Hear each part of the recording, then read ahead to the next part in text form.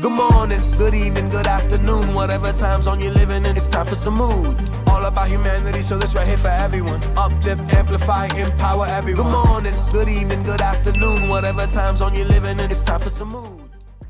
On today's episode of the Sumud podcast, we uplift, empower, and amplify Mara Kronenfeld, the Executive Director of UNRWA USA, which is short for the United Nations Relief and Works Agency. As Executive Director, she leads its strategic vision, operations, and fundraising to support the UN's work with Palestine refugees in the Middle East. Mara has successfully managed youth programs in collaboration with major organizations such as the World Bank, USAID, and numerous NGOs in the MENA region. Her track record demonstrates her passion for advancing the rights and opportunities of Palestine refugees and promoting a peaceful and thriving future for the region. If I may, I believe Mara's mission could be summed up by a saying she has on her LinkedIn profile. If I am for myself alone, who am I? Mara, welcome. Thank you, Ed. A real pleasure to be here. Thank you. Did I get? Is that a variant of a different quote from Hillel the Elder? Is that correct? Yeah. It's taking part of that quote, and it happens to be something that my dad has said to me my whole life, even before I got involved in the Palestinian issue and a whole career working in other countries. And it was the motto that he believed in, and he kind of taught us, my brother and me, to live by. And it's in my head. I probably once a day I think that to myself. I'm not here on earth just for myself, and I live in community and with other people, and what we do together, to me, is the most impactful thing we can do. So I'm so fascinated about your upbringing then. Kind of getting to this point obviously means you took a very long road possibly. And I believe within your world or your industry, if you will, sort of a piece of you is taken every time because of the things that you are witnessing and experiencing and seeing. So can you just walk us through your early days a little bit? Sure. So yeah, maybe it's best to start with my family. I grew up in a pretty progressive environment, I would say, and one in which we knew about other parts of the world. My father was and is an anthropologist, and he did field work. He had done his field work in Ghana in the 1960s. With my mom went with him, and then as a young person, we traveled. We went to France and Italy and Mexico and other places. We were pretty well traveled, but there were certainly parts of the world that I heard about on the news and didn't know that much about.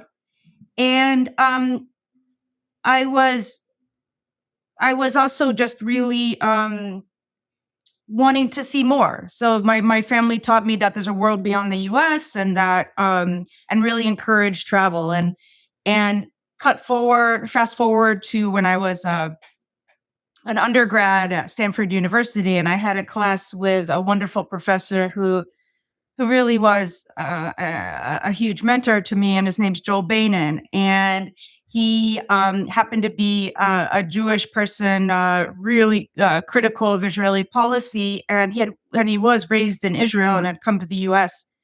And he blew my mind, opened my mind. I was raised in a pretty secular Jewish household, with a lot of, again, an appreciation for the world outside of our small city in Riverside, very small city and not very glamorous, although lovely place, Riverside, California. And what I learned in Joel Bainan's class was not only a kind of understanding of the Israel-Palestine issues in a way that I hadn't heard growing up, frankly. You just as a young Jewish person in the U.S., you kind of handed a mythology about Israel and about these issues, and Joel led me to question some of the things I had heard, but had never had the evidence to support necessarily. I just heard and took for granted, and I think it was what I always say it was an extremely humbling and powerful moment where you realize a lot of things you took for granted may not be true. And that you, in this case, I had so much to learn. And I think that started me on a quest to understand what I thought I knew, but maybe I didn't really know. And then I also was always, besides my dad kind of quoting Hillel, the elder, my grandfather had escaped Nazi Germany and came to the U.S. In the late 30s, and he was the most gregarious, wonderful person, not a bigoted, racist bone in his body, and just really was a warm presence in front of all peoples. And he said never again. And he said explicitly never again for anybody. Nobody should be brutalized for what they believe, the faith they hold dear, where they were born, or to whom they happen to be born. And he really had a huge effect on me and why I'm engaged in the work I am to this day. And you mentioned your grandfather escaped Nazi Germany. And did I hear or read this correctly? Your parents witnessed the fall of the Berlin Wall as well? Oh, that is so interesting. I wonder where you read that. But actually, but what I will say is that my grandmother, my grandfather's wife, I probably said this somewhere. I remember we were watching the fall of the Berlin Wall on TV, my grandmother, my grandfather, and I, and my grandmother said, she said, all those Germans there dancing on the wall are Nazis. And my grandfather said, no, they're not. And I think that ability of my grandfather to kind of to disentangle individuals from the ideology that might be around them was extremely important. And he took each person for what they were and how they represented themselves. And so my grandmother, although a lovely person, maybe generalized a bit more than my grandfather. Yeah. I don't know if you know, but I teach at Georgetown, and in my class, after several classes, a young lady came up to me, teary-eyed, and she said, I want you to know that I grew up a Zionist, and my mind has completely shifted. She said her and her dad actually were born, or basically taught Zionism more than anything. And she just started crying, and she said she felt helpless, and all she could think about was a little kid being impacted. Were you sort of inculcated with the same Zionist logic at all as you were growing up? I don't think so. Because of how lucky I was to land the two parents I did, to land in there, and to land with them, so to speak. I think they were really careful about ideology in general. And the other thing is my dad. The other thing I often say about my dad, which is just fundamentally true, is that he raised me to question authority, question any received wisdom. And so I think he was a bit like that himself. And I was actually just wrote on LinkedIn, I was reflecting on this. I think that may have had something to do with him growing up as in a family of one of the few Jewish families in Appalachia, outside of Asheville, North Carolina, of just being a little bit different, and how do you operate as feeling a little bit different, and that you have to think for yourself, and you may march to the beat of a different drummer. And so he really told me always, don't take what you learn at face value, question it, interrogate it.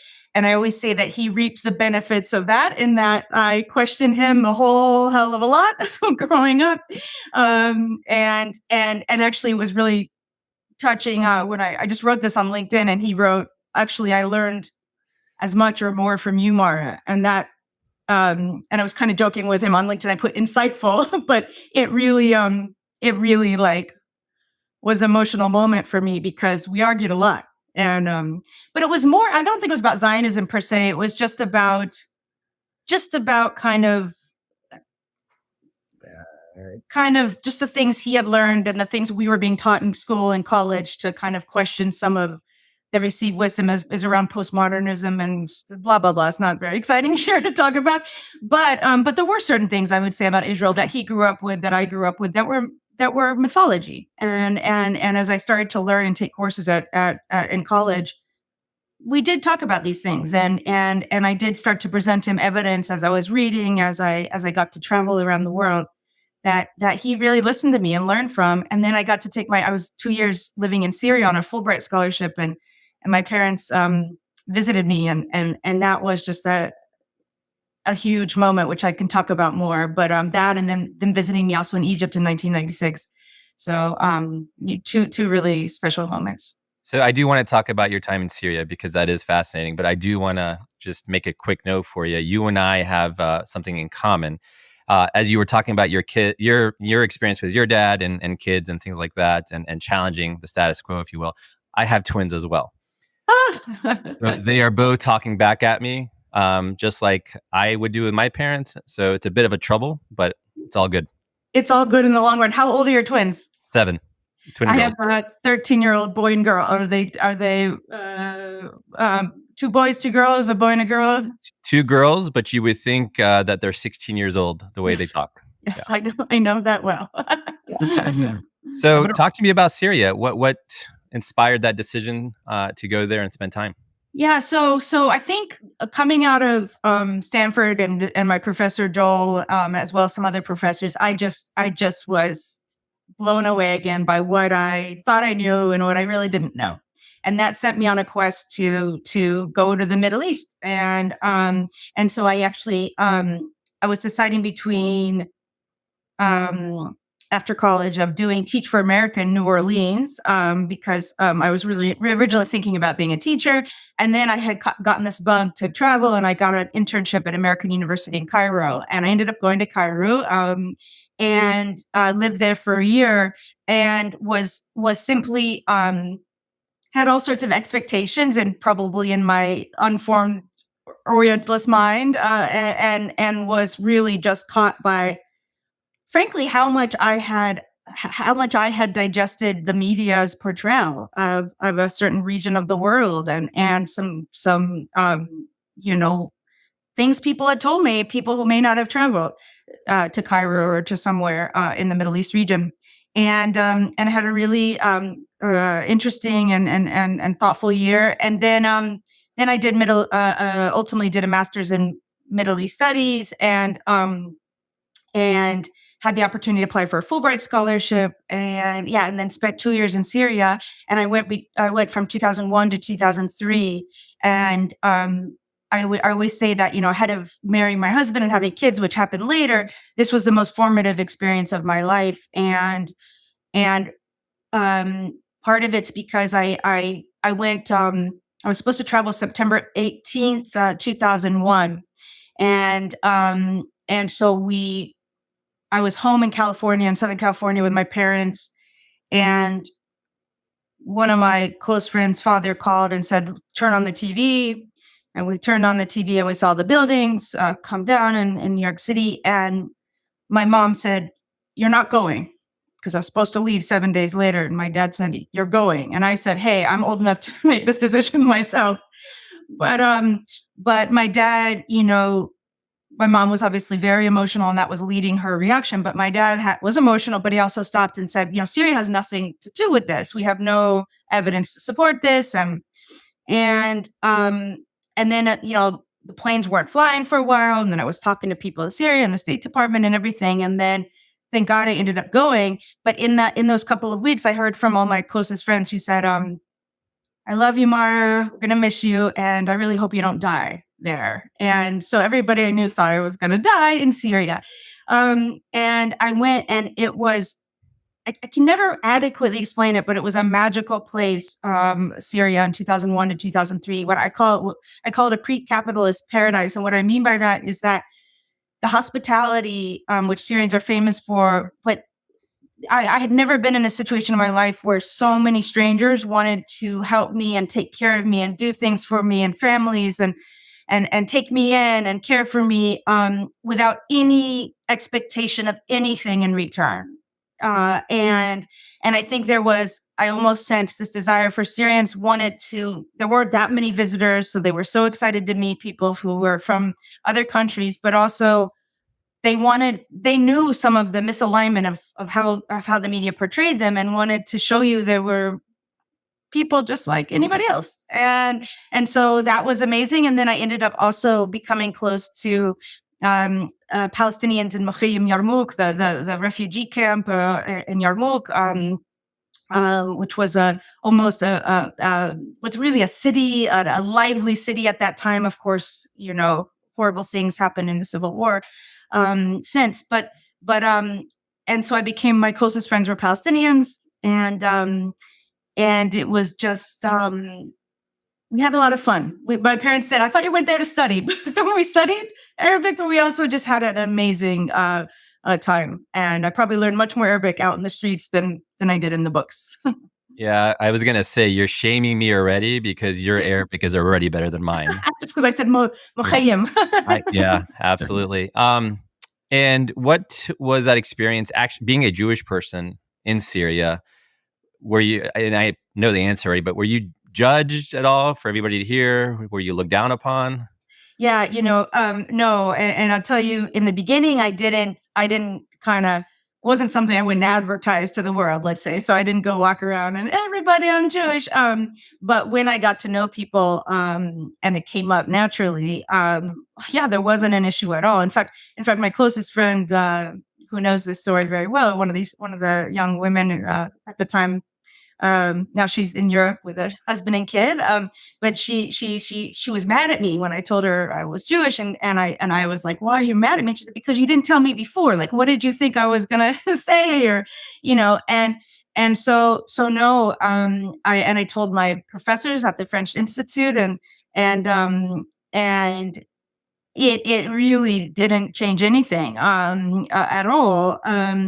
And I'll never forget this experience. And actually, my life, almost these moments are the moments almost I live for, where there's a sudden kind of understanding that happens when you have a conversation with somebody from a different setting who's made assumptions. And so one of these was, I got to know this wonderful family who are actually Lebanese, and I went to visit Beirut from Syria during those years, and I stayed with them. And they happened to be a Christian family, in Beirut, and their first language was French, second language English, and third language was Arabic. Just what they chose to speak. And I was in Syria. I was there to learn Arabic, and I was gonna speak Arabic no matter what, because I wanted to practice. So I'm in the family, in this very debonair, sophisticated family, and the father is talking to me, and he's talking to me this kind of conversation. How did you come here? And I say, and he was making fun of me because he's like, you're joking. He's like, you're from America, Inti Amerikia, and not only that, but Lebanese and Syrians don't always get along. So he said, Inti kamen Suriye, you're from Syria. So in my mind, I'm laughing. And I ended up saying, "Ana mish bas Amerikiya, aw Shamiya. I'm not just American or Syrian. Ana Yahudiya. I'm Jewish as well." And I don't know why I decided, but I did. And this man, this totally sophisticated Lebanese man, fell off his chair onto the floor. But it was just in a little bit of shock that I was there in Lebanon. And he just embraced me, and his kids were there, his teenage boys, and they were like looking at me. They had actually never met a Jewish person, and I understand, because in Lebanon there are very, very few, and they were just the most wonderful family. And so later on, I could talk about some experiences explaining my life in the Middle East, back in the U.S., and some similar reactions. But so mostly I was greeted with really amazing responses. So you didn't die like your friend thought you would. Maybe an old part of you did. Maybe old mental models or assumptions died, but you came out a better person. Yeah. So after Syria, what happened next, or where did you go next? Yeah, after Syria, I came back. I was there for 2 years, and I was there during the U.S. War on Iraq in 2003, and when there were, supposed to have been weapons of mass destruction. Of course, those were not found, and and and I came back and ended up, I was actually broke. I had, I wasn't making money during those 2 years. Had the Fulbright scholarship. So I had to work. And so I was temping in a bank in New York City. And this was the height of the subprime mortgage,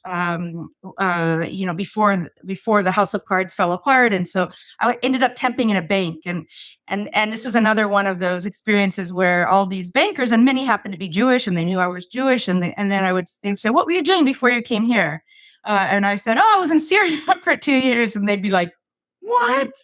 Are you crazy? They must have hated you. They must." And I said, "No, in fact, it was an amazing experience." "Oh, you must have worn the burqa or whatever they're going to say." "No, in fact, I probably had more fun. I partied more in Syria than I ever did in my life." So were some assumptions I got to upend a little bit working at this bank. But all the while I was applying for positions related to my field of interest, and ended up working at Amid East in DC for several years, running the Fulbright scholarship for students from the Middle East and North Africa who came to the U.S. for a Fulbright, and then I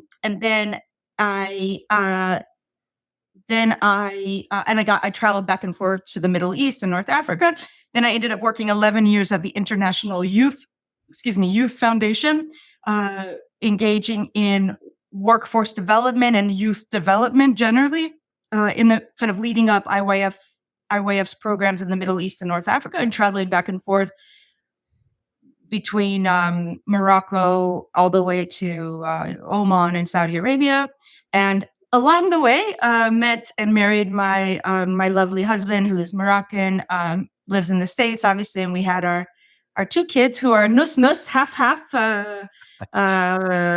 Moroccan American and Jewish Muslim, actually, as it happens. Amazing. I don't want to miss the opportunity. You'd mentioned earlier the experience when your parents visited you in Syria and how you felt. Do you mind talking about that a little bit? Yeah, I think it was just, again, one of those moments where I'm sure they, and as traveled as they were and as thoughtful as they were, they had some preconceived notions, and they,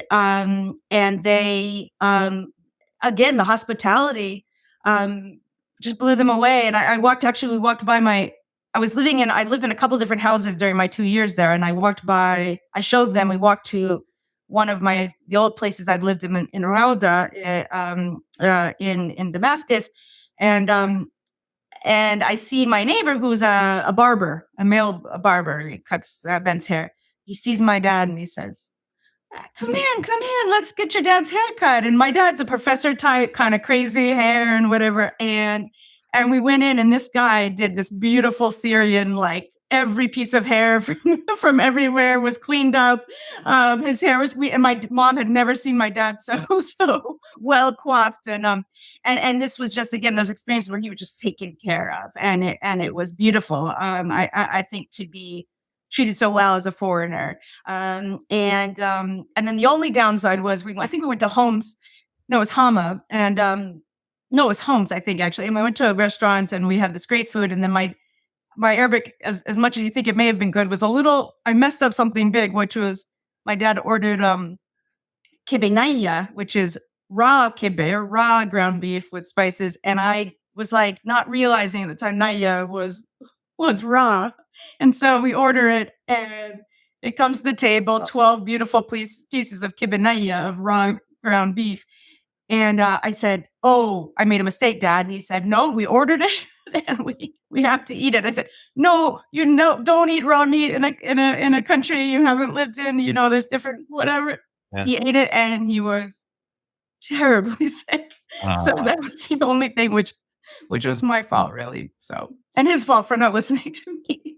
But hey, he won't forget the experience, though. No. I do want to throw this out there, because usually I would proudly ask you, why did you choose Stanford over USC? USC is my alma mater. I'm a Trojan. but I'm not a proud Trojan anymore, as you can imagine what's going on.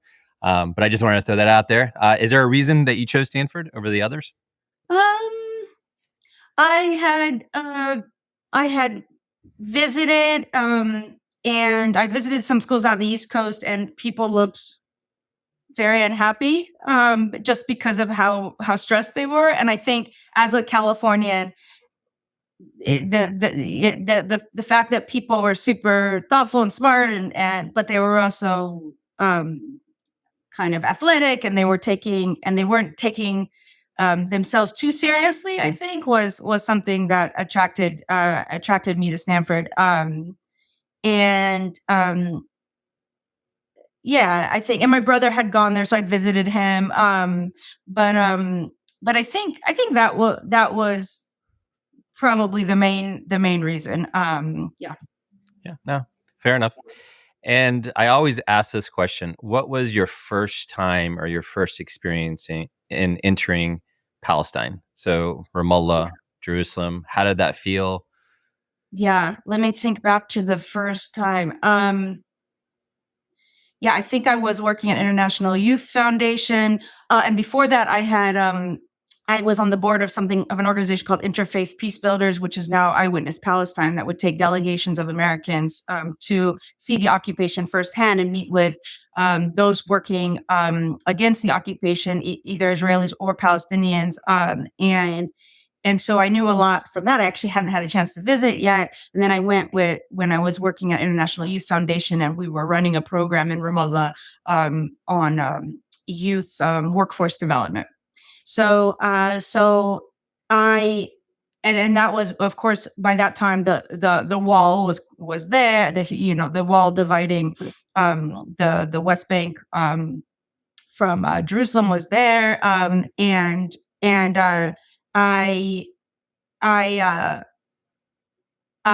remember seeing the wall for the first time. Actually, I'd flown in.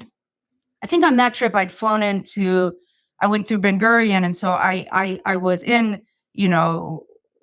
on the road, seeing the wall, and then seeing developed world, and underdeveloped world, and seeing this, what looked like to me, apartheid. And I think no one's prepared for that, to see this wall so high.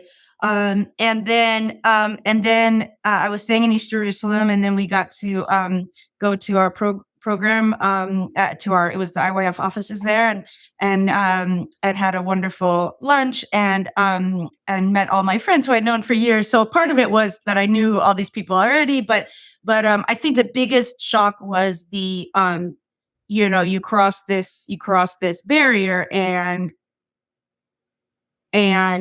it's a completely different world. And then I had, which we can talk about, I had a number of other moments of shock as I traveled around the West Bank in various different times. Please, if you're okay with it, go ahead and share some of that. Yeah. I was there, I think 2021 with UNRWA, and we went to we were on the road to Kalkilia, and if I remember correctly, we took a road through I think it's called Huerta, and this is the area where settlers had actually burned down the city about 8 months ago, maybe, and it was a pogrom on Huerta, and I hope I'm pronouncing it right, because I'm just trying to remember. I think so. And I drove, this is well before that, and we drove through, and it's an area where there is some interaction between Palestinians who've lived there forever and the settlers who have come and settled and colonized that land. And it's an area where there isn't, there happens to be not with the rest of the, of course, the rest of the West Bank is Bantustanized. It has roads for Israeli, for Jews only, and it has roads for Palestinians only. But this area is where there was settlers kind of on one side of the road and Palestinians on the other side. And we drove through there, and I remember my Palestinian guide telling me, this is a little bit a perhaps dangerous area, and then we were in a caravan with two other cars, and one of those cars they got a flat tire, or the car stopped working for some reason. And there were several things that marked me about this. One is that UNRWA's cars, the UN's cars, were completely dilapidated because there's not been enough funding to UNRWA, not just this year and last year and the time of Trump, but for years, the capital the improvement in cars and buildings wasn't able to be done or the upkeep, because there's just not been enough funds. So a car could break down in the middle of anywhere. And there was a little bit concern. I wasn't personally concerned, but there was concern on the part of the driver and the guide, like, be careful. And then to see what happened a couple of months later was horrific. And then when we went to Qalqilya and we were leaving, we went to a hospital there and had just talked with all these amazing doctors and nurses and then and UNRWA staff. And then it's one of the few places where UNRWA runs a hospital in Qalqilya.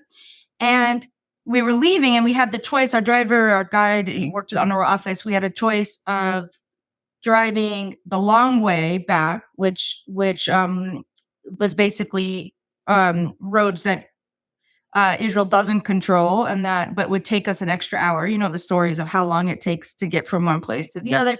Or we could go the short way back, but we have to go through a checkpoint, and that checkpoint you're supposed to get permission to travel through. Sometimes they ask, sometimes they don't. So our driver and I was with the director of UNRWA's office at the time in the West Bank in Jerusalem, and she said, I need to get back. Let's go the fast way. So with a caravan, one car went through, no problem. We were next, and the driver, wonderful person,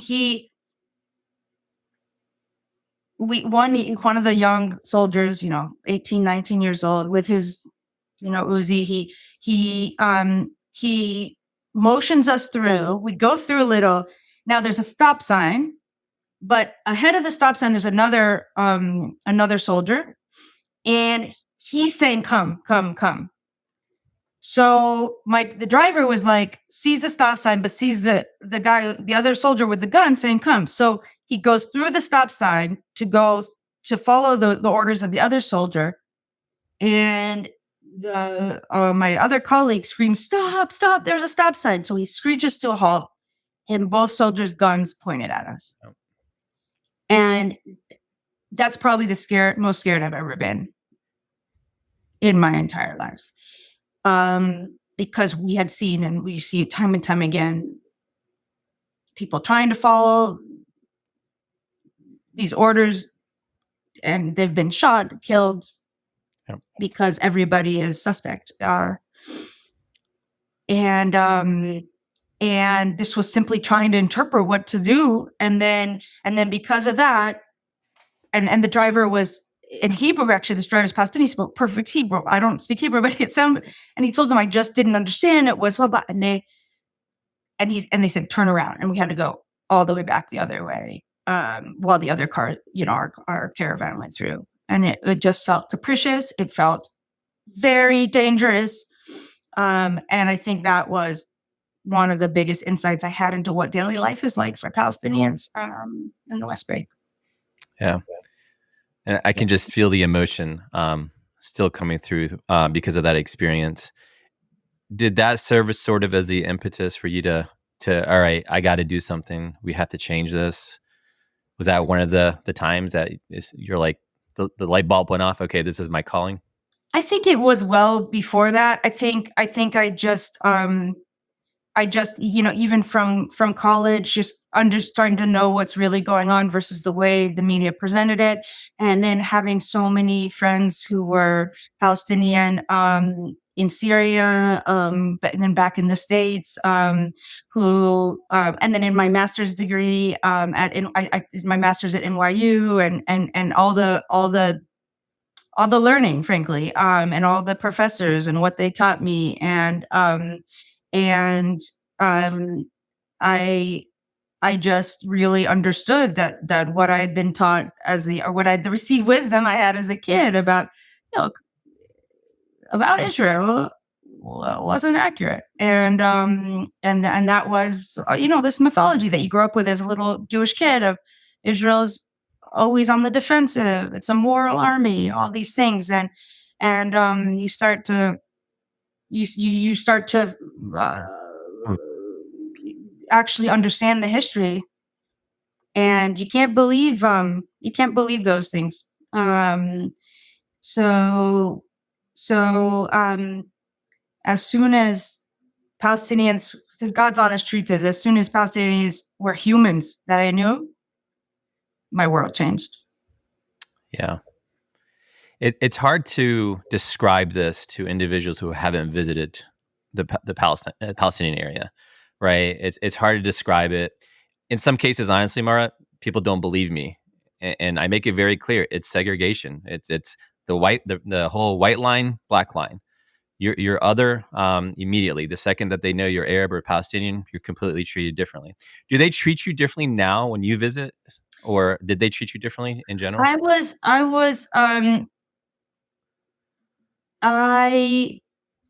went, let's see, that the other times I went on the land crossing, and I was with trying to remember now because it's been a while, but I was with UNRWA.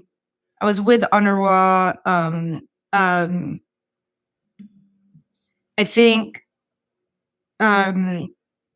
think the only interaction I had was leaving. Actually, when I left Ben Gurion at one point, the airport, I always got secondary. I got this secondary. What is it called? Just T-shirt. No, I don't know the word in English. Extra security kind of, and not what Palestinians get by everything I've heard, but and then so they did extra looking at my bags and stuff because I'd been in the West Bank, I presume is why. But then they asked me, it was very strange. They asked me, what kind of Jew are you? And I was like, Jewish Jew? I didn't know. I was like, Ashkenazi? I didn't know. And they're like, well, what kind of order are you a part of? And I was just like, Reformed? I don't, I just, whatever the answer they were looking for, I did not have it. So that was just an odd moment that I couldn't quite figure out what I was being asked and what I was supposed to answer. And then I went to Gaza in the summer of 2022, and that was an amazing experience. Because I will say, maybe I had some ideas about what Gaza was like, and it's such a cliche there. I mean, now it's unfortunately not a cliche because of what has happened. But 2 years ago, it was such a beautiful place. I mean, despite the 17-year blockade and the fact that people can't travel freely in and out, that goods can't come in and out. Families were walking on the, on the ocean, on the Mediterranean, what's it called, Corniche. They were smiling. Kids were playing in the street. People again were so warm and finding joy in the most difficult of circumstances.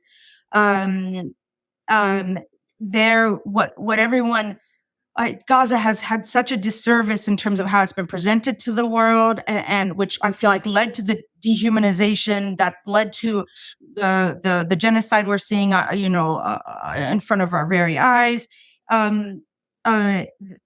Doctors, nurses, teachers, one of the most educated populations. And in my experience, I went to many different UNRWA classrooms, and the intelligence of the students, it was like, and I can't speak more highly of the students I met. These were brilliant people. It was like being there. Either the water or made you smart, or your need to succeed in such a difficult environment made people work so hard. Some combination. So just brilliant students. And honestly, the women I met there were, no offense to the men, but they were bright stars. They were shining, and they all wanted to be computer coders. And they were more articulate in English than I am, and it's not their first language. And I have so many pictures from that time, and it's just horrifying to me that it was just in 2022, and how much has changed. But then I always remember too that the women who score highest on their graduation, on their baccalaureate, their Thanawiyama, were the most marriageable. So that was just a sign of how much intelligence and whatever kind of mythology, and I'm not saying everything's perfect, but whatever idea that women lived a certain way. I mean, the most intelligent women in Gaza were the ones that were most marriageable, that would presented as the best spouses for single men, and so yeah, I did have I think crossing into Gaza was one of those moments that'll stick with me forever because of how draconian it was. It's like a no man's land, 60-foot walls, as if you're entering. It's like the gates of hell. And when you go in and you see the beauty of the people, and then now the fact that it is the gates of hell, and that hell has come to Gaza. It's all too much to. I don't think our brains can fully handle that. So, yeah. Our brains and our hearts can't handle that.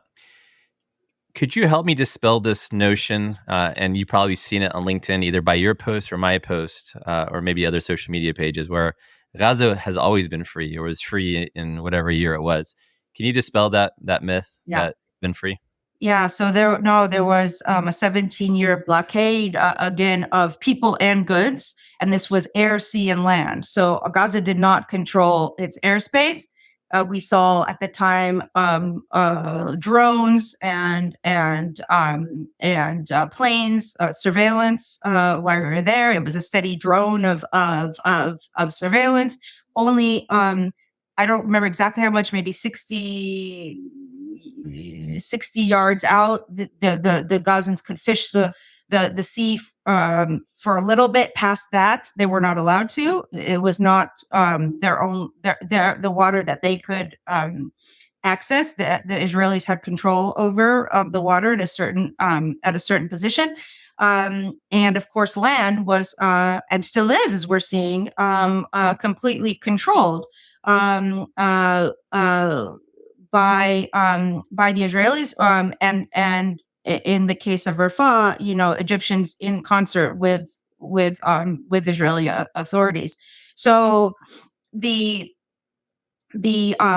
remember meeting one good friend, a lovely family, the Abu Hashims, who Anis, the father, was a good old friend of mine at Amadis. He was the head of Amadis' office in Gaza, and his sons had all gone. Just again, the brilliance. They had gone on to Harvard and Stanford and MIT and have Rhodes Scholar. And one of them's curing cancer. One of them's at Apple. They're just an amazing, brilliant family. And by the way, they'll tell me it was their mom who was the reason for that. Their dad's amazing, and but their mom was the math and chemistry whiz who made sure they did well. But I went to dinner at their house, and they explained just the limited freedom of individuals. So people's movement, their sons, to get in and out of Gaza, you have to get approval, and to leave one of the most population dense areas of the world, you had to get approval. The Israelis had to approve you leaving, had to approve you coming back in. And if you went through Egypt and you were able to get through Egypt, you would have to pay thousands and thousands of dollars, just like we've seen so many Gazans have to pay Egyptian authorities to leave Gaza, even during this siege. And then you could only bring certain things with you if you went out the Erez, into the Israel crossing. So there was a stack of luggage in my friend's house, which was all the luggage that got left behind, all the computers they couldn't bring home. And they called this room the transit room, where and I could see the emotion on Anis's face, because he doesn't know when he's going to next see his kids. He didn't know when he was going to be able to leave. And then you don't even know, in terms of goods, what's going to be denied. Like right now, wheelchairs aren't allowed in Gaza, crutches aren't allowed in Gaza, and then the whole economy was dependent upon import of goods. And can you paint a picture? Because I think a lot of people still don't get it, the difference between northern Gaza and southern Gaza right now as it stands. Yeah. So when the siege, the war on Gaza started, the Israeli forces asked or declared that Palestinians in Gaza should move south of the Wadi Gaza line into the south of Gaza, saying that this was a safe zone, and many people fled, but some Palestinians, including the family of one of my colleagues, Hani Al Madhoun, many of them stayed, but most of the north and some of the south has been destroyed. About 60 to 70% of the buildings have been leveled, and there truly is no safe place in Gaza, and we know this because as Israel began invading Rafah recently, the people people in Rafah, and this is 1.5 to 1.7 million people who had already been displaced, some of them 4 or 5 times. And we're talking about a population of some 2.1 million, 75% of which have been displaced, have been forcibly displaced from where they live to, and often under the guise of going to someplace safe. Meanwhile, they internally displaced peoples, i.e. Palestinians from Gaza, fleeing their homes to away from the bombardment, were then either shot at with snipers or bombs fell on them. There has been nowhere safe, and that is so. And to provide more evidence to that fact, at least 189. I think it may be 190 now, or just over, workers at United Nations, employees have been killed. Each one of these deaths is a violation of international humanitarian law. There should be no attacks, bombardment of a UN installation. In fact, many, there's hundreds of violations of humanitarian law in this regard, where buildings flying the blue flag of the United Nations were targeted, and missiles were directed at them. So meanwhile, in the Rafah area in the south of Gaza, you have an area, Rafah, which is about the size of, let's say, Newark, New Jersey. With Newark, New Jersey might have maybe 400 million people. This has until recently had about 1.5 to 1.7 million people who've been displaced and fled and told that's safe. Now they were told a couple of days ago, you have to leave and you have to go to an area, Mawassa, which itself is the size of Atlanta Airport, and already had hundreds of thousands of people. The army was saying, go there. And it's impossible for all those people to go there. And also, this area, Mawassa, is sand dunes, no sanitation, no running water, no protection from the elements. And yet, actually, that's, the way so many hundreds of thousands of people in Gaza are living right now. And then since the army took over Rafah, there have been extremely limited amount of humanitarian aid, whether food, water, medicines, medical supplies, or fuel have been able to get in. And all of these things are essential, but without fuel, hospitals don't run, water cannot be desalinated. I can tell you, since October 7th, all of us, I know you too, have been experiencing some kind of secondhand trauma. Of course, it's nothing like those on the ground, but the the pain of just seeing what's happening before our eyes, and we can't stop it, and we're trying to do everything we can to let the world know. It It's been horrible, and yet it gets worse. And I think these last couple of days with the closure, the takeover of Rafah, the fact that very little aid is getting into Kerem Abu Salem. Erez was supposed to be open for aid in the north of Gaza. It's not flowing. And then this $3 billion port that the U.S. Paid for, we heard 10 trucks a day are getting in, whereas 150 trucks a day were getting in through Rafah in April when Israel actually stepped up the inspection process. And because the U.S. actually forced them at that time, there was a lot more aid getting in. And now the situation is, and there are no words left. It is a living hell on earth. 1.1 million people are facing famine or are on the verge of facing famine right now. Dozens and dozens of children have died because of malnutrition. This is man-made. It's entirely preventable if aid can get in and if there could be a ceasefire. I used to say that I wish members of Congress, in order to get into office or before they send any money to Israel, that they had to visit Gaza and they had to see it up close and personal. But honestly, Mara, I'm wondering, would that even matter? Would this still be happening? I mean, that's a good question. I know, like, I have the same thoughts, the same questions I ask myself, and how this is happening, and how rhetoric. I mean, this is what I ask myself every single day since, for 7 months now, is how the rhetoric we've heard from certain officials in the Israeli government, that there are children of darkness and children of light, and there are children who are born snakes and born terrorists, and there are evil children, and that this rhetoric could be said, and not that not enough people, frankly, are appalled. And I would think, how can statements like this be said and not interrogated and blasted and called out for what they are?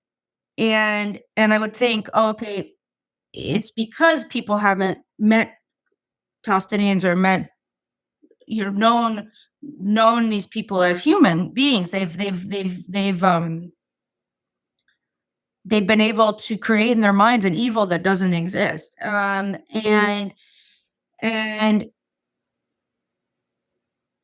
so I always hope, pardon me, that if you got to know, if you visited, you would see the utter humanity of what Gaza, I want to say is, but what it was, and hopefully what it will be again. But I don't know. It's a really hard question, Ed. The level of dehumanization of this population of Palestinians in general, and the amount of, I'm curious for your thoughts too, but I see anti-Arab sentiment in the U.S. feeding into this. I see Islamophobia. Now, of course, not all Palestinians there are many Christian Palestinians, and the Christian population in Gaza is being attacked. Churches, mosques destroyed.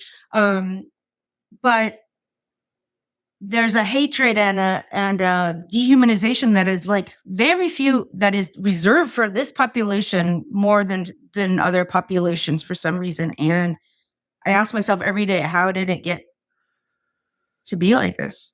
Yeah, I mean, there is nuance, right? And I think in this case, it's just purely anti-Palestinianism, right?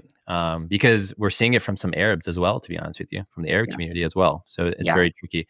But I will share with you, a few years ago, I think it was 2022, I had published my book about religious inclusion in the workplace.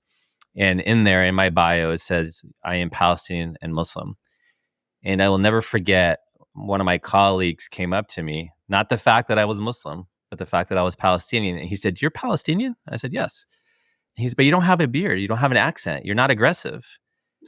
And I'm not going to say where, whatever that may be, but it was a problem. And that right there just proves to me that it's been an issue for so long.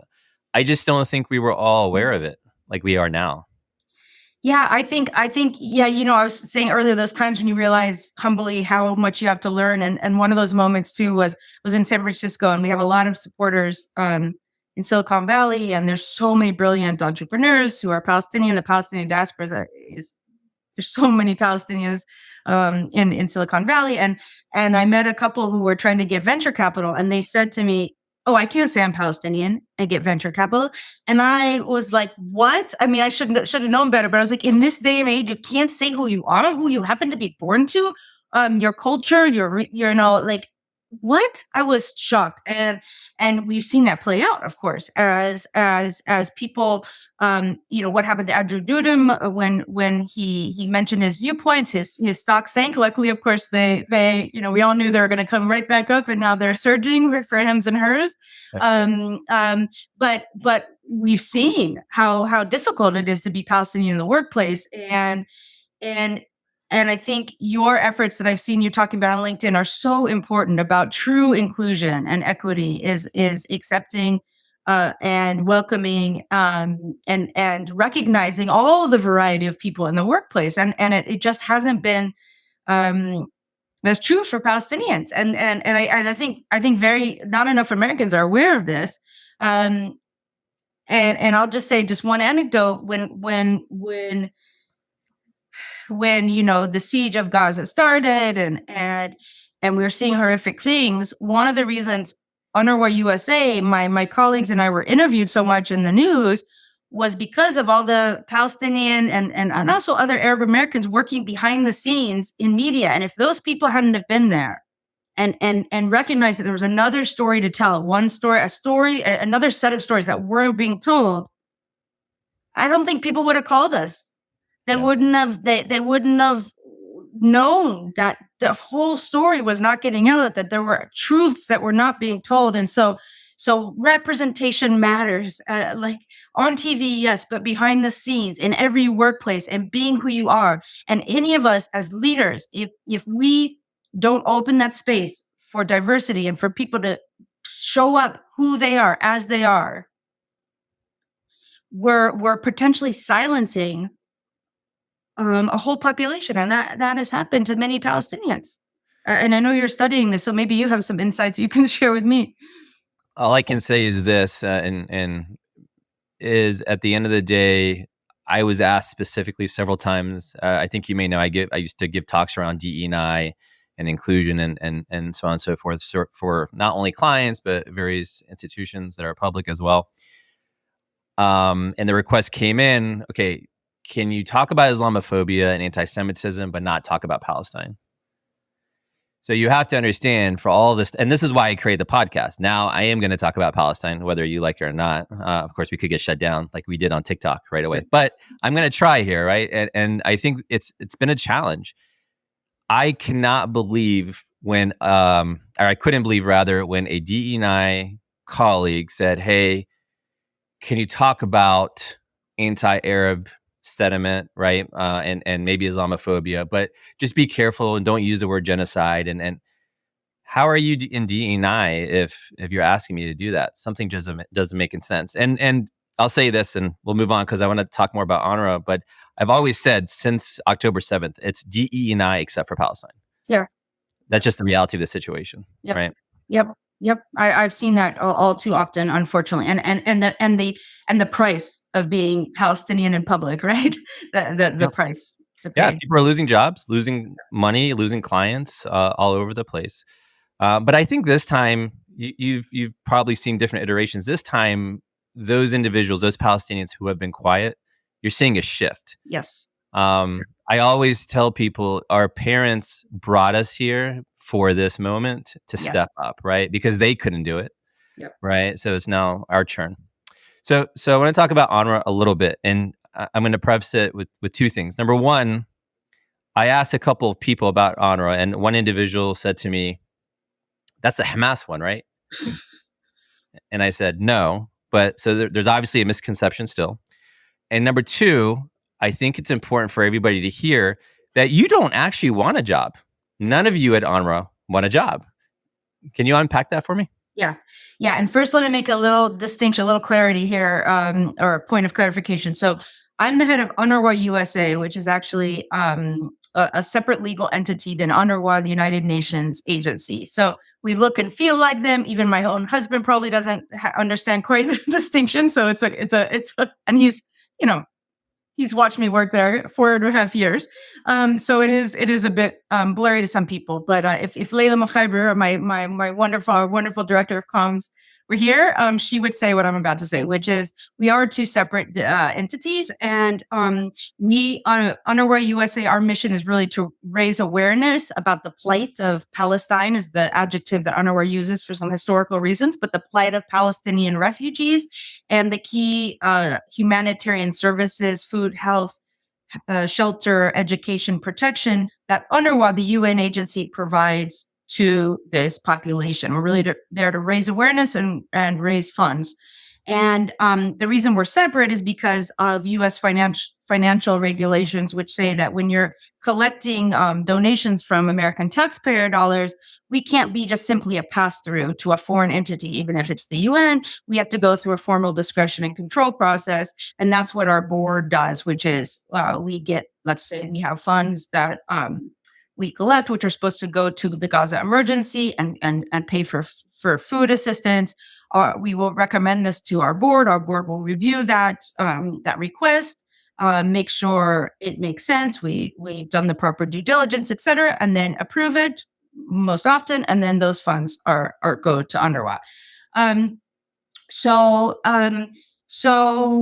And now I forgot your specific question, but I can answer generally. I was gonna say first, shout out to Leila. Yes, she's awesome. Awesome. She really is critical to our community. So thank her. We are so lucky to have her. Yeah, and I was gonna say it's just interesting that AIPAC doesn't have to go through the same process that UNRWA does. Yeah. But just I think if you could just, I mean, you did it already a little bit, but. Yeah. What is UNRWA? What are the goals? So I know you operate, for example, Jordan, Lebanon, West Bank, Gaza, and Syria. Is it? Yeah. So UNRWA was established. UNRWA, the UN agency that we work closely with, but are not the same as. But they were established in 1949 specifically to serve the humanitarian needs of the population that was forcibly displaced with the creation of Israel. There's 700,000 refugees at that time. And really, this is what you said, that we actually don't want, UNRWA actually doesn't want a job. And it is, if you think about in technology, planned obsolescence. Basically, they were built to go out of business. So UNRWA, and everyone should be very clear in understanding this, that UNRWA was only developed. It was actually thought it would be only around a couple of years. It was only really developed by mandate of the United Nations, its member states. So it wasn't some one or two people came together. The member states of the UN came together in 1949 and said, we need an agency that is going to address the humanitarian needs of this displaced population up until there was a just and durable political solution to this crisis by the political parties involved. So this means UNRWA cannot come up with a solution. It has to be the Palestinians, the Israelis, the international community. And once there's a just and durable solution, UNRWA doesn't need to be there. Until that time, UNRWA has to be there because there's nobody else taking care of the essential needs of this population.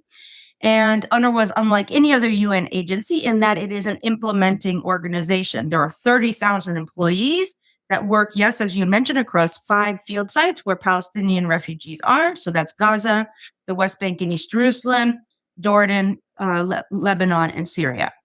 The vast majority of the Palestinian refugees UNRWA serves are in Gaza.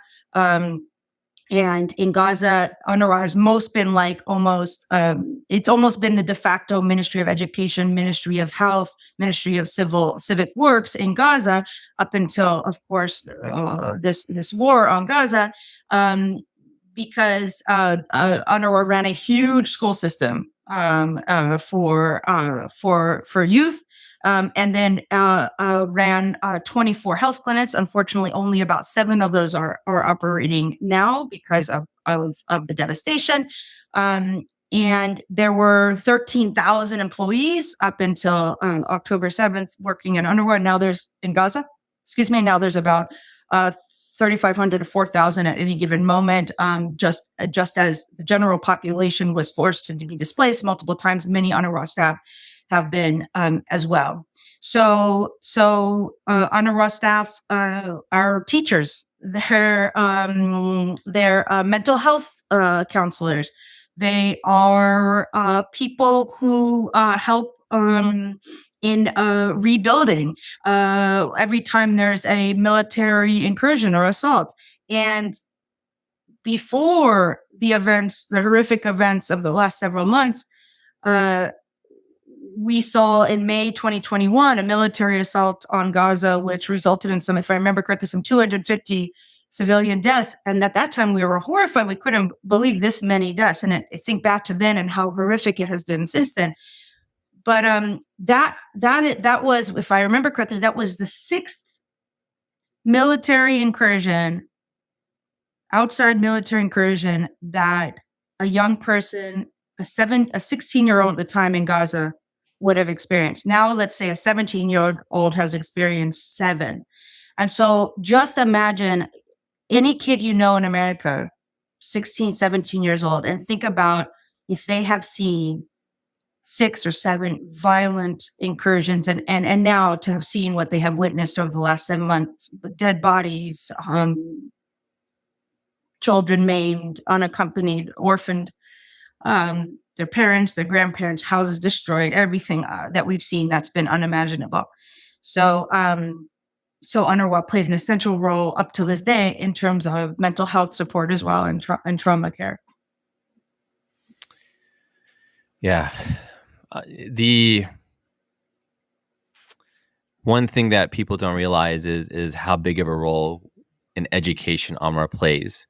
There are some prominent individuals, some very important individuals in the diaspora who went through UNRWA, correct? Through the education system. Could you shed some light on some of those individuals? Yeah, I mean, the education is so key in Gaza, and one of the reasons you have so many brilliant people coming out of Gaza is both that will, the sure determination to succeed under the hardest of circumstances, but also the UNRWA education system has historically been so effective. And in fact, those who go through the UNRWA schools, a study was done recently that showed that they score higher in their baccalaureate test at a lower cost per student rate than their public school counterparts. So it's been a highly effective system. Those schools have produced Lawal Basyuni, a gentleman who was a key architect behind the helicopter that flew on Mars, the first helicopter, I think probably, I don't know, I shouldn't say the only helicopter because maybe things have happened since, but the first helicopter that flew on Mars just a couple of years ago, worked with NASA. There was an alum who lives in Europe now in Austria who helped develop one of the vaccines against COVID. I told you the Abu Hashim family, who's all the family members have gone on to study at Harvard and MIT, and one of them is helping to cure cancer at Memorial Sloan Kettering. There's architects, there's doctors, there's people. Our audience right now, again, because of the way the world is, don't even know who are Palestinian, who are the professionals in their neighborhood, who are their neighbors, who are their doctors, who are their lawyers, who are their teachers,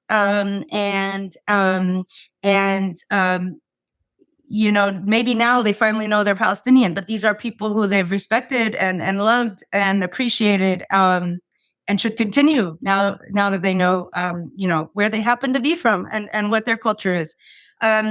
So UNRWA schools have been so effective, and that's why it's particularly troubling the way misinformation and disinformation has come out. In fact, sometimes whole-scale lies about the education system, and that has been one of the most disheartening things that I've seen is a defamation against this extremely, on the whole, highly effective and successful education system, which actually, has a focus on tolerance and understanding and global interaction and knowledge.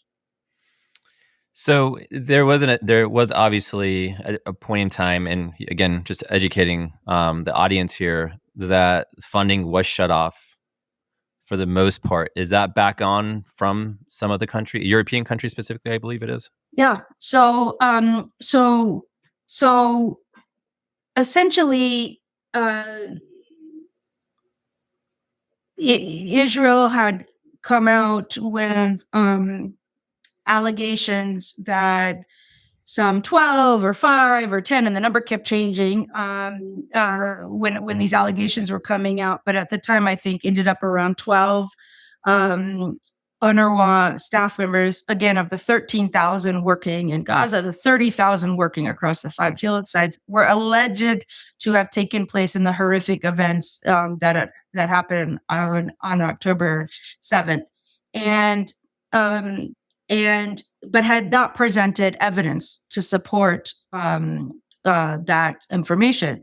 And as far as we know, by the way, we have not heard, and as of the Kelowna report, UNRWA had not presented evidence to support those allegations, and that was as of April 22nd, 2024.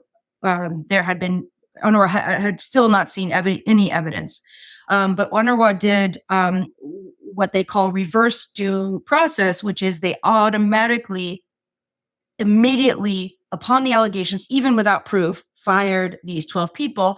And whether you agree with that or not, it was meant as a action to keep the essential humanitarian services in a genocide, in a war on Gaza, from keep those services still going.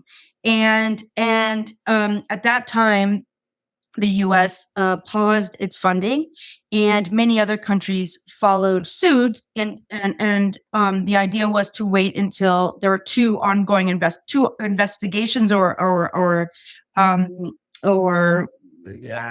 one investigation and really one assessment, that one report that was being built.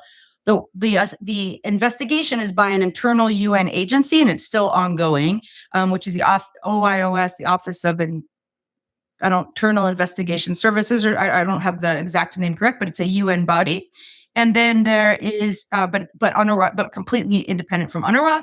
And then there's an assessment of UNRWA's neutrality practices that happened even before these allegations that UNRWA asked for, because frankly, UNRWA was tired of hearing all these this defaming of their work, and this assessment, which was led by the former French foreign minister, Catherine Colonna, said, actually on April 22nd, 2024, anybody could go to the document themselves, said that UNRWA has the most robust neutrality systems of any UN or other international and many other international organizations, but the most robust policies of any UN organization. And then again, there was no evidence that had been presented to support any of the allegations that Israel had about Hamas, about these individuals, or that somehow UNRWA was infiltrated by Hamas. There's just simply no evidence to support that, at least that we have seen to date. So this report basically, and it was an independent report, 3 Scandinavian research institutions did the actual work. It said that the neutrality practices are very strong, and this also goes down to the education system and how the education system function. And it did have some recommendations, which UNRWA completely welcomes, in terms of even strengthening those neutrality practices even further. Mind you, under an occupation, in a war zone, and with incredible constraints on financial resources, UNRWA wants to do everything they can to further strengthen their neutrality. That is, part of being a UN agency is maintaining neutrality. And actually, if I read it right, they compared it to other institutions that weren't even close to UNRWA. Yes. Is that accurate? Yep, absolutely. Yep. Is it also true that Israel vets every employee? Yeah. So for many years, I think since 2011, if I'm correct, UNRWA has provided the list of all employees that work at UNRWA to the host country in the case of Lebanon and Syria and Jordan, and to Israel as the occupying power in the West Bank and Gaza. It puts all these the list of employees which have already been vetted by UNRWA to in the case of Gaza and the West Bank to Israel. Israel had no complaints about any employees, and none of the employees that they allege had taken part in the horrific events of October 7th. And mind you, UNRWA, and I'll say for UNRWA USA, we don't implement, we're not part of this, but I will say UNRWA made very clear, as it should, that if anybody is found to engage in criminal activities, anyone, they should be criminally prosecuted, of course. And if anyone is found in the future to have engaged in criminal activities and the targeting and killing of innocents anywhere, they should be prosecuted. They should be held responsible. So, I think we have to see how that internal investigation, the investigation at the UN continues. And certainly if they find wrongdoing, they're going to prosecute those or criminally charge those individuals. So what would happen if UNRWA went away right now? All of it, it would be a catastrophe. Everything is already a catastrophe. But like nothing we have seen in the 21st century, and very little we've seen in the 20th century. Again, 2.2 million people, half of them on the verge, if not already entering famine. 2/3 of the housing structures demolished, cemeteries razed, 11 universities destroyed. Of the 36 hospitals, there's only some 15, and now I think the all in the north have been destroyed. So it's probably now down to 13 partially functioning hospitals. UNRWA's 24 health centers, only 7 or 8 are operating.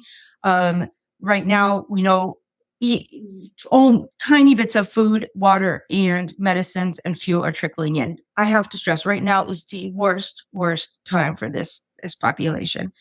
And we already know 35,000 deaths, 79,000 injuries, 17,000 children who do not know where their parents are or their parents have been killed. Orphans, many of these maimed. So this is absolutely horrific. UNRWA has been essential in keeping alive those people that have stayed alive, and that is through they are the backbone of the humanitarian operation. They are literally the human beings that get food and medicine from the crossings to the shelters, which are all run by UNRWA, to the people in need. They run the medical clinics. They run the mobile health clinics. They run mental health support. They distribute food and water, and they've distributed flour to some 1.9 million people since the beginning of the siege.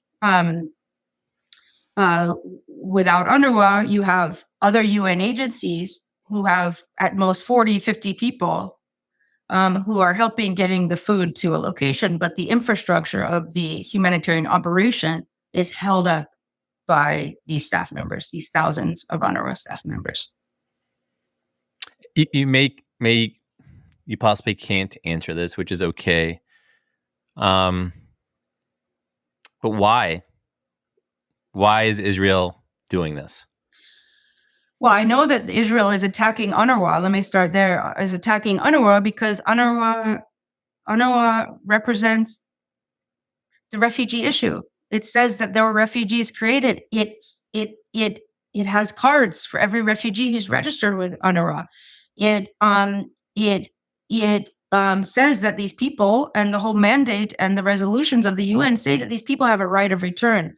Of course, this right of return is something that the current government in Israel has no intention of recognizing. They want to get rid of the idea that there are Palestinians, that there are Palestinian refugees, and they think erroneously that getting rid of UNRWA and undermining UNRWA will do that. And mind you, the undermining of UNRWA has been a long time.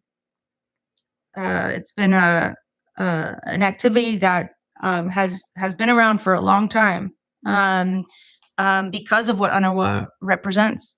Yet this is an organization mandated by the member countries of the UN,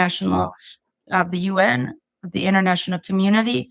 And as long as that mandate is there and there are people who are in need, as we've seen, UNRWA is going to be there. And there is again some nuance in the mission of UNRWA. It's not Palestinian refugees; it's Palestine refugees, correct? Yeah, and that was because at the time that that Israel was created, there were people who refugeed who were Christians, Muslims, and Jews, people who weren't necessarily joining the Israeli state, and this was meant to be people who came from the land of Palestine. So it wasn't. It was meant to be anybody refugeed as a result of the creation of Israel. So you're confirming that there were people in the land of Palestine at that moment. Yes, right. And Jewish people too. Yeah, absolutely.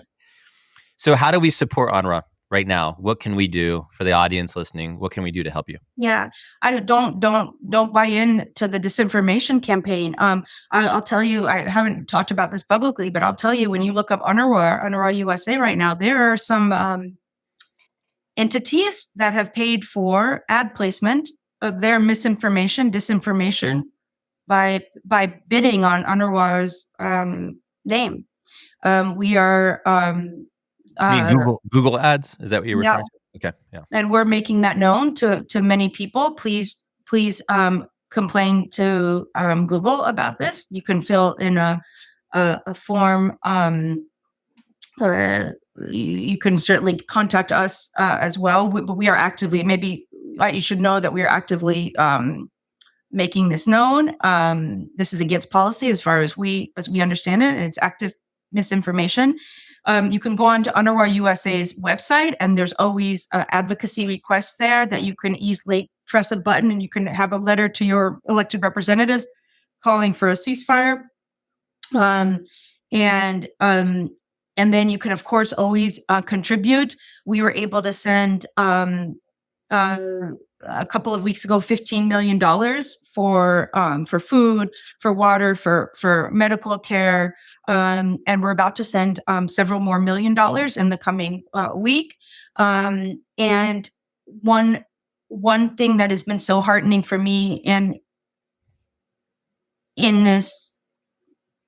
these weeks and months of devastation is our donors went from about 11,000 in early October to 90,000 by the end of 2023, and now about 157,000. And those are the vast majority Americans.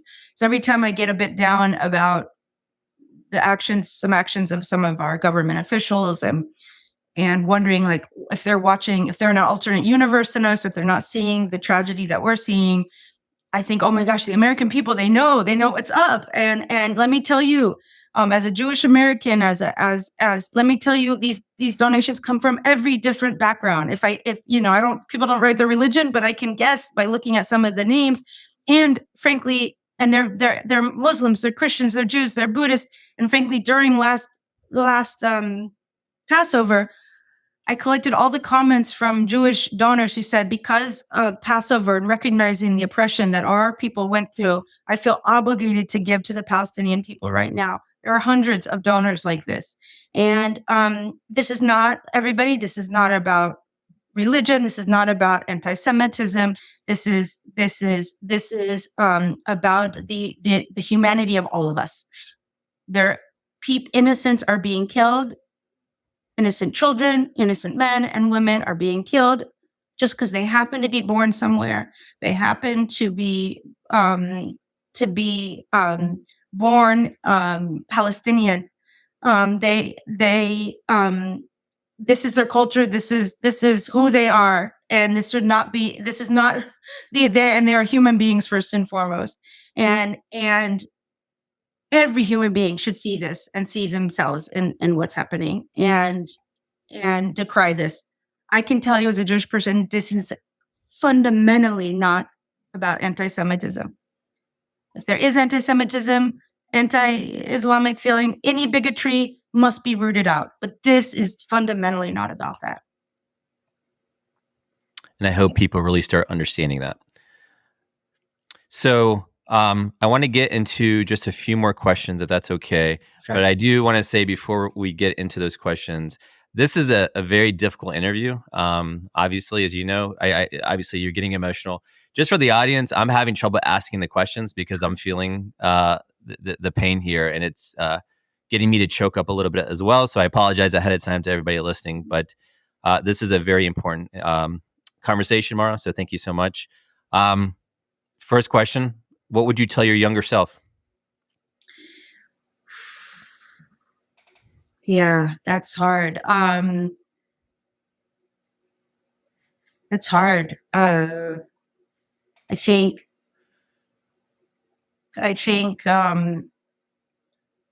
to I think just to continue to seek out, to continue to realize and know how much you don't know, and continue to seek out answers and not take things for granted.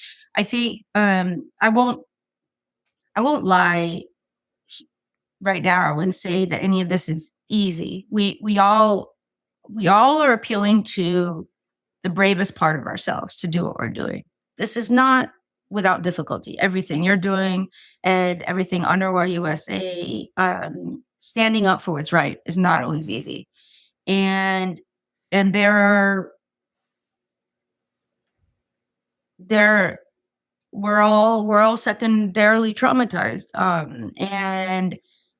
And the and like you said, we're choked up. There are the body keeps the score. There are effects that are happening from all of this pain and seeing too many images of children in shock and and then and then um and then my colleagues, most of them are Palestinian, three of them are from Gaza. They've had Kenny has had, I don't know, even now it's too much to count, but tens and tens, maybe 50 members of his extended family killed. His brother, his brother's wife, four of their six children killed, their family homes destroyed. His parents, we thought they were safe in Jabalia in the north, and now the north is being bombed again. Their neighbors, 8 of them, were just killed the other day. I worry. He worries. We worry about their lives every single. We wake up in the morning scared to death about what we're going to hear. My colleagues have lost their family home, cousins. I'm sure you know I had so many people who have lost so much. Whole families have been wiped out. So I would just say I tell myself this every day. You have an obligation. Just keep being brave and keep speaking the truth. So I think that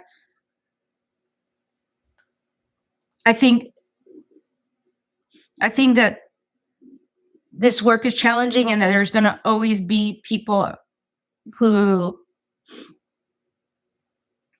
are going to be in your ear about one thing or another and have different viewpoints. And what I've always said, and I say this to my staff all the time, but in the end, I have to find a moral center in me. I have to ask if it's right or wrong. And I'm grateful that I have a moral center that says that some things are, no matter what, they are wrong. And I have to be, and if I'm not speaking that out, I have an obligation, a personal obligation to speak the truth and to let the world know about what's happening. So I would just tell myself to keep doing that. I think I just don't want to even paint a picture like it takes a constant reminder of what's right and wrong and of being very strong in your moral center, because the politics in this country want to push you in all sorts of directions. Yeah.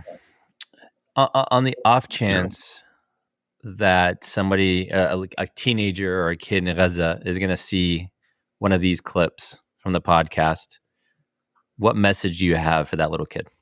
I when I was in Jabalia camp in 2022, walking through the camp, there were I'd probably near 1,000, maybe 400 kids who came to us. It was the day after school ended, and I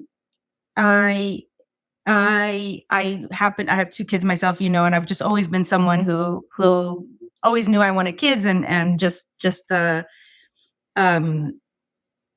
you know, see the beauty in these young people, and I have all these pictures, and what I'd say is, you are Gaza. You, all of your beautiful faces, all the people I met, you filled my heart. The joy that you exhibited being in, school finished, and and it was actually a little excitement to have somebody from, foreigner walking down the street, but the joy exhibited playing outside and just saying hi and being with each other and laughing.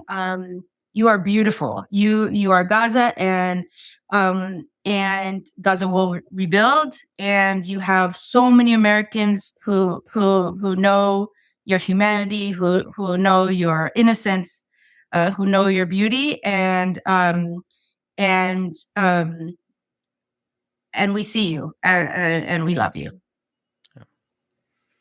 That's very powerful. Last question. And I think I know the answer, but I'm going to ask anyway. What do you want your legacy to be? 30, 40, 50 years from now? I think just always telling the truth, and telling and doing that, and even when it's not easy, and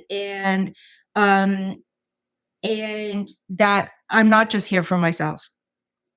That if I'm only here for myself, it's not enough. And that's not even something I have to. I tell myself, it's just something I feel, right? And I also think that the lesson, that the moral lesson of the Holocaust that my family went through, that the Jews went through, that 6 million people died, is